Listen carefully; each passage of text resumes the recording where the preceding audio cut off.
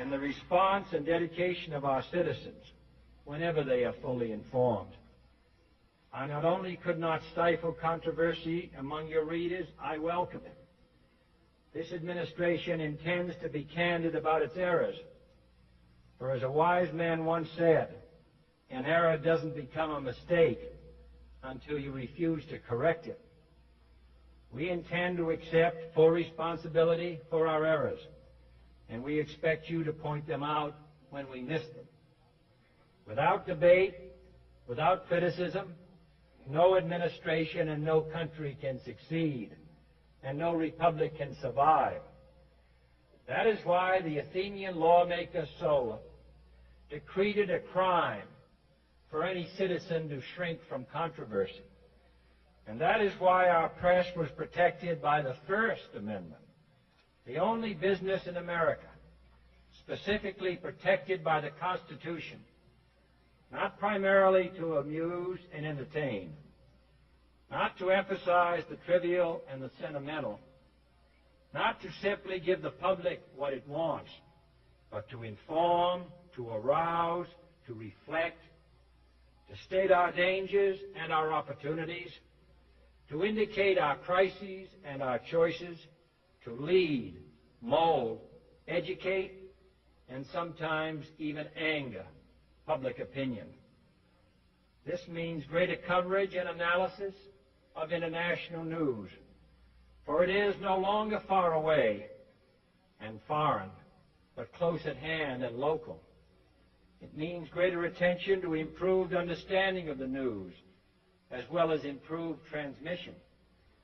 And it means, finally, that government at all levels must meet its obligation to provide you with the fullest possible information outside the narrowest limits of national security. And so it is to the printing press, to the recorder of man's deeds, the keeper of his conscience, the courier of his news, that we look for strength and assistance. And indeed, like a self-fulfilled prophecy, the silent keepers quieted the opposition. Not praise. Its preparations are concealed, not published. Its mistakes are buried, not headlined. Its dissenters are silenced, not praised.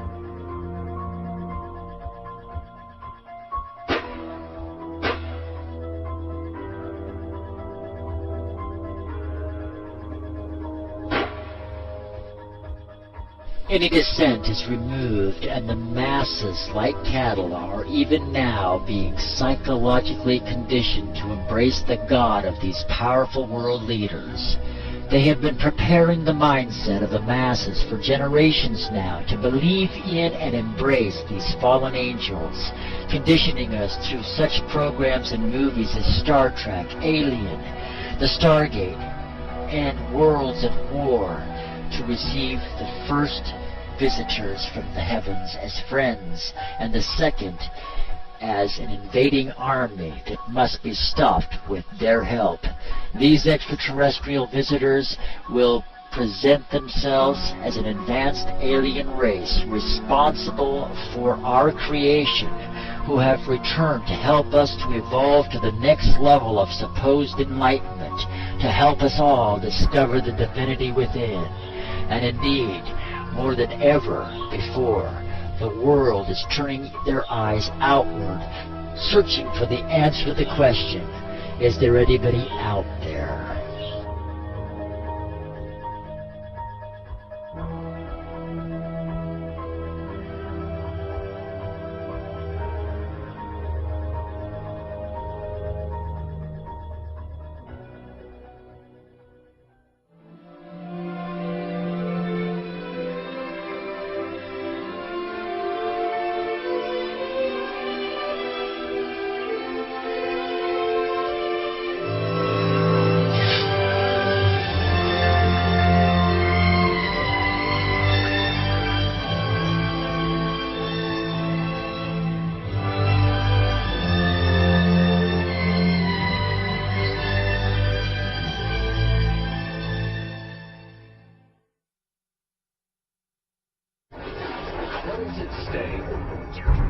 is more than one small country.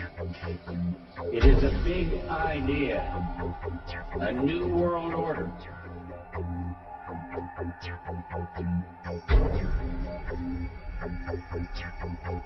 And this is the debunked. We're going to establish the new world order. I think even that does not describe why the world has changed so much and why the world has turned so much toward a new world order and a new kind of civilization. It first started in 1967 when I found out that I had not gotten the big picture, even though I thought that I had it together. I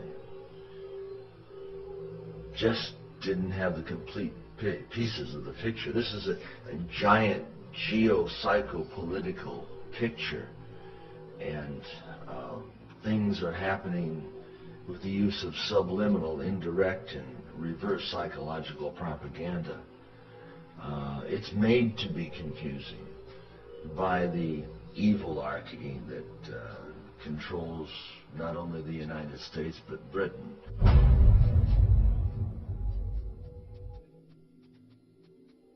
This Illuminati, this group who call themselves the Enlightened Ones, had gained positions of power through control of the banking system.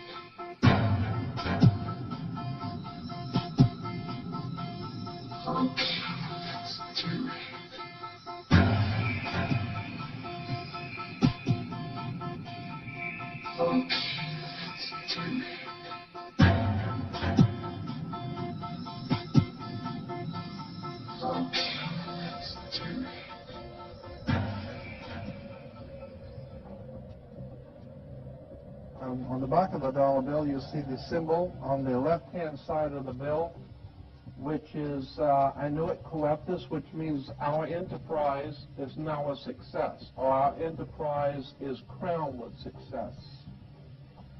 Annuit Coeptus. So you say, fine, so you have an enterprise and is now crowned with success. What enterprise are you talking about? Novus ordo seclorum. Novus is novus, meaning new. Ordo is order, and seclorum is where we get the word secular, meaning the world. So it's new order of the world, the new world order. George Bush's new world order is now a success. And if anybody wants to protest what we do or violate what we want, we just turn off the chip. That's right, microchipped. In 2005, Congress, under the pretense of immigration control and the so-called war on terrorism, passed the REAL ID Act, under which it is projected by May 2008, you will be required to carry around a federal identification card, which includes on it a scannable barcode with your personal information. However, this barcode is only an intermediary step before the card is equipped with a VeriChip RFID tracking module, which will use radio frequencies to track your every move on the planet. If this sounds foreign to you, please note that the RFID tracking chip is already in all new American passports. And the final step is the implanted chip, which many people have already been manipulated into accepting under different pretenses. We have a Florida family who are really pioneers of a brave new world. They have volunteered to be the first ever to have microchip identification devices implanted into their bodies. After 9/11, I was really concerned with the security of my family. I wouldn't mind having something planted permanently in my arm that would identify me. In the end, everybody will be locked into a monitored control grid where every single action you perform is documented. And if you get out of line, they can just turn off your chip, for at that point in time, every single aspect of society will revolve around interactions with the chips. This is the picture that is painted for the future if you open your eyes to see it. A centralized one-world economy where everyone's moves and everyone's transactions are tracked and monitored, all rights removed. The most incredible aspect of all. These totalitarian elements will not be forced upon the people. The people will demand them. For the social manipulation of society through the generation of fear and division has completely detached humans from their sense of power and reality. A process which has been going on for centuries, if not millennia. Religion, patriotism, race, wealth, class, and every other form of arbitrary, separatist identification and thus conceit has served to create a controlled population, utterly malleable in the hands of the few. Divide and conquer is the motto, and as long as people continue to see themselves as separate from everything else, they lend themselves to being completely enslaved. The men behind the curtain know this, and they also know that if people ever realize the truth of their relationship to nature and the truth of their personal power, the entire manufactured zeitgeist they prey upon will collapse like a house of cards.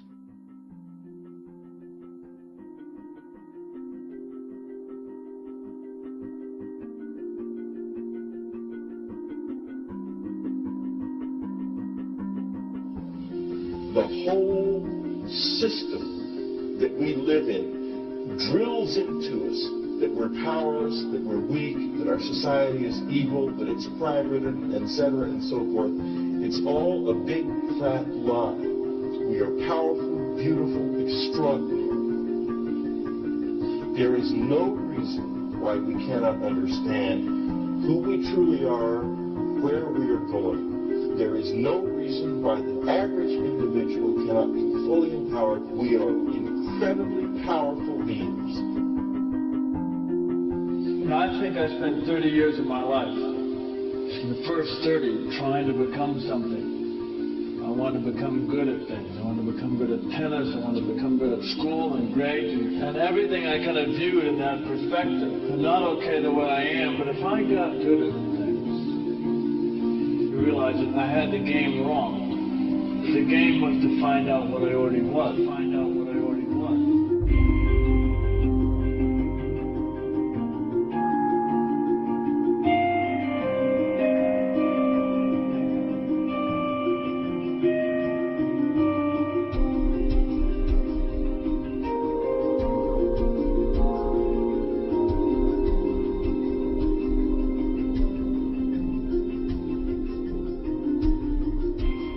Now, in our culture, we've been trained for individual differences to stand out. So you look at each person, the immediate kid is brighter, dumber, older, younger, richer, poorer, and we make all these dimensional distinctions, put them in categories and treat them that way.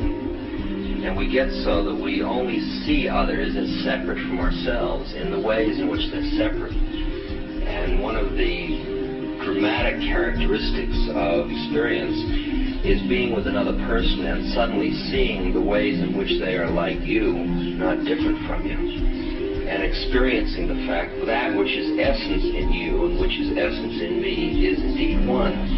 The understanding that there is no other. It is all one.